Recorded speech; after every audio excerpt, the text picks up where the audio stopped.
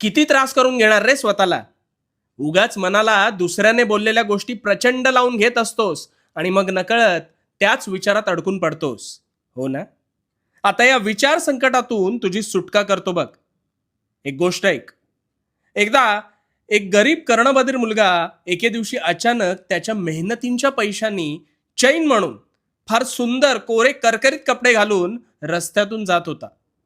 आजूबाजूचे सगळे त्याच्याकडे पाहत होते आणि त्याच्याबद्दल वाच्यता करत होते.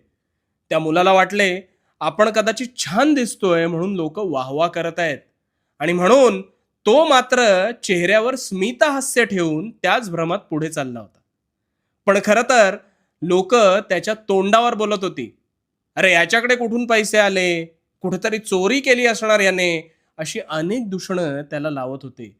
पण त्या मुलाचं सुदैव होतं, कारण त्याला ऐकूच येत नव्हतं.